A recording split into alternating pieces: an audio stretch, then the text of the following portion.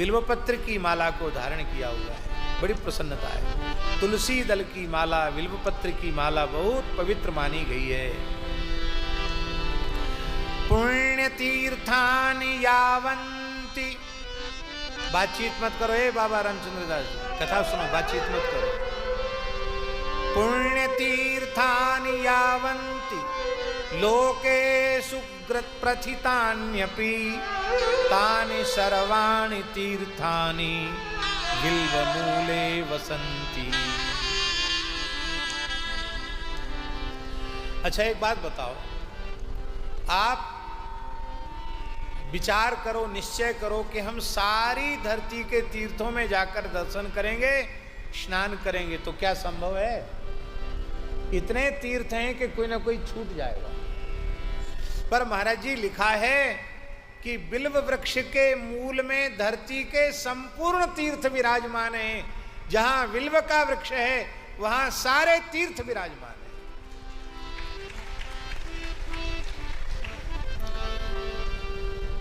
संसार में जितने प्रसिद्ध अप्रसिद्ध तीर्थ हैं सब बिल्व वृक्ष के मूल में हैं। बिल्व मूले महादेवम लिंग रूपिणम अव्ययम यह पूजयति पुण्यात्मा स शिवम प्राप्नुयात् ध्रुवम।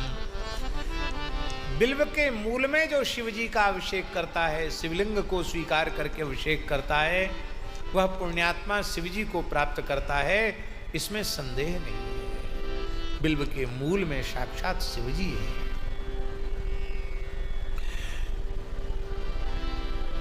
बिल्व वृक्ष का थाला बना करके, थाला जानते हो ना, घरुआ बना के जिसमें जल भरा जाए, और उस जल से जो अपने सिर को सींचता है उसने धरती के सारे तीर्थों में स्नान कर लिया।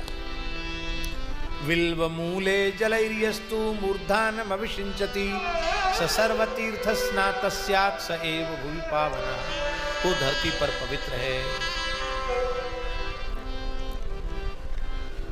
कहते जो अपने बिल्व वृक्ष को लगाता है, उसमें थाला बनाता है और रूप में मेरा अर्चन करके मुझे प्रसन्न कर लिया है। जो बिल्व वृक्ष का गंध पुष्प आदि से पूजन करता है उसे शिवलोक की प्राप्ति होती है और उसकी संतति की भी और सुख की भी उसे प्राप्ति होती है। बस सोमवार के दिन बिल्व वृक्ष का पत्र नहीं तोड़ना चाहिए और अमावस्या पूर्णिमा संक्रांति को भी बिल्व वृक्ष का पत्र नहीं तोड़ना चाहिए। पूजन नित्य किया जा सकता है। तो फिर एक दिन पूर्व बिल्व पत्र उतार ले, दूसरे दिन शिव जी की पूजा के लिए। 15 दिन तक भी बिल्व पत्र बासी नहीं माना जाता है, पर्युषित नहीं माना जाता है। 15 दिन तक भी वह ताजा ही माना जाता है, ऐसा शास्त्रों में लिखा हुआ है। जो बिल्व वृक्ष के निकट दीप दान करता है, दीप माला करता है, वह तत्वज्ञान संपन्न होकर भगवान शिव को प्राप्त करता है, महादेव के सानिध्य को प्राप्त करता है। और जो बिल्व शाखा को हाथ से पकड़कर उसके छोटे छोटे नए पल्लव ग्रहण करके भगवान शिव की पूजा करता है, वो संपूर्ण पापों से मुक्त हो जाता है। और जो बिल्व वृक्ष की जड़ में किसी शिवभक्त ब्राह्मण को भोजन कराता है अथवा शिवभक्त यति को, साधु सन्यासी को भोजन कराता है, उसको एक ब्राह्मण को भोजन कराने पर 1 करोड़ ब्राह्मण को जिमाने का पुण्य प्राप्त होता है। एक साधु को जिमा दो तो 1 करोड़ साधु जिमाने का पुण्य प्राप्त हो जाएगा। इतनी बिल्व की महिमा है। और क्या करना चाहिए? बोले देखो, बिल्व वृक्ष की जड़ में बढ़िया वेद लक्षणा भारतीय देसी गाय के अधोटा दूध की खीर, ऐसा लिखा है, क्षीरम युक्तम अन्न माज्येन संयुतम।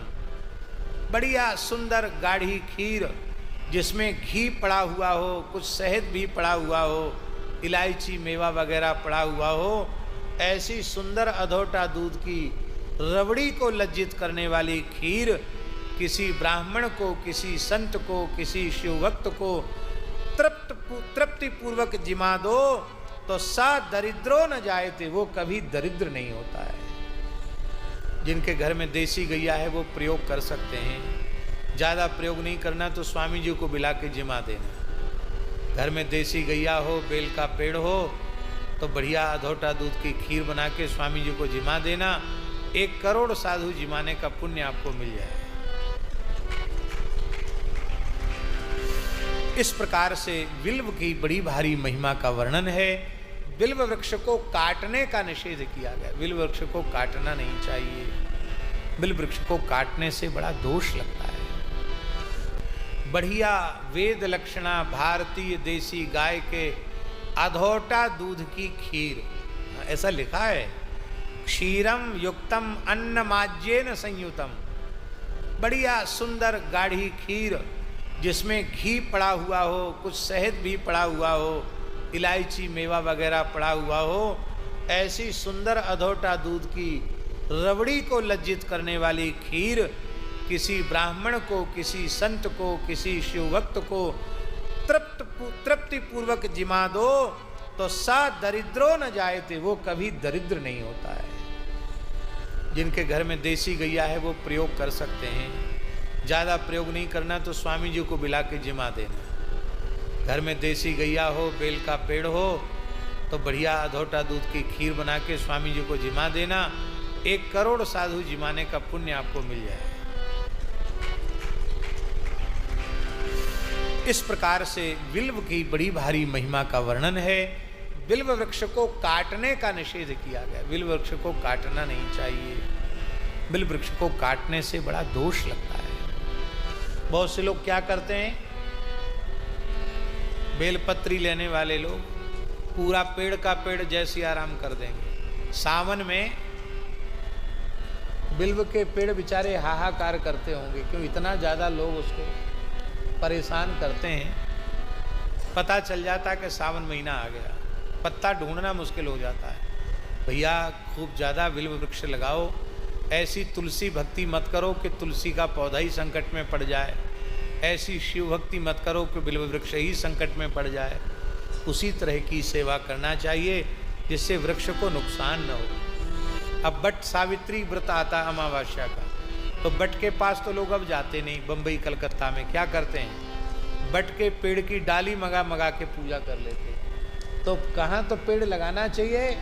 और महाराज उस तिथि पर, पर्व आने पर लाखों लोग बट वृक्ष की शाखाएं लेते हैं और एक प्रकार से वृक्ष का बड़ा नुकसान होता है। संत मलुकदास जी ने कहा, बट पीपल और बिल्व नहीं, हरी डाल मत तोड़िए। किसी भी वृक्ष की हरी डाली को मत तोड़ो। हरी डाल मत तोड़िए, लागे छूरा बान। आप किसी धारदार हथियार से किसी को स्पर्श करेंगे तो उसको पीड़ा होगी कि नहीं। दास मलूका यूं कहे, अपना सा जीव जान। आपकी कोई उंगली काट दे, आपको कितनी पीड़ा होगी। किसी वृक्ष को निरर्थक वृक्ष छेदन, जब ब्राह्मणों का उपाकर्म होता है, श्रावण उपाकर्म, श्रावणी कर्म, उसमें जो महासंकल्प बोला जाता है उसमें निरर्थक वृक्ष छेदन ये भी बोला जाता है। व्यर्थ में यदि किसी वृक्ष को हम काटते हैं उसका पाप हमको लगेगा। यज्ञ के लिए, किसी विशेष कार्य के लिए आपने लिया है तो कोई हानि नहीं है।